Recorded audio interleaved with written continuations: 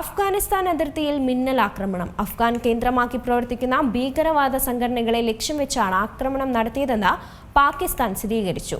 പാക് ആക്രമണത്തിൽ 17 പേർ കൊല്ലപ്പെട്ടു. അടുത്തിടെയുണ്ടായ ചാവേർ ആക്രമണം ഉൾപ്പെടെ നിരവധി ഭീകരാക്രമണങ്ങൾക്ക് പിന്നിൽ അഫ്ഗാൻ കേന്ദ്രീകരിച്ച് പ്രവർത്തിക്കുന്ന ഭീകരവാദ സംഘടനയെന്നാണ് പാകിസ്ഥാൻ ആരോപണം. സംഘർഷത്തിൽ നിരവധി പാക് സൈനികർ കൊല്ലപ്പെട്ടു. വീണ്ടും പാകിസ്ഥാൻ അഫ്ഗാൻ അതിർത്തിയിൽ ആക്രമണം തുടരുകയാണ്. കഴിഞ്ഞ ദിവസം രാത്രിയിൽ പാക് സൈന്യം 7 ഭീകരവാദ കേന്ദ്രങ്ങളിലും ഒളിത്താവളങ്ങളിലും ആക്രമണം നടത്തി.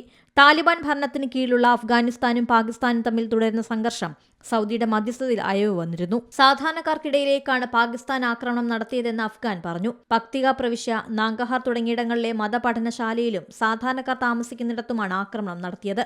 നിരവധി പേർ കൊല്ലപ്പെട്ടു. സ്ത്രീകളും കുട്ടികളും അടക്കം പരിക്കേറ്റു. International desk Zee Malayalam news.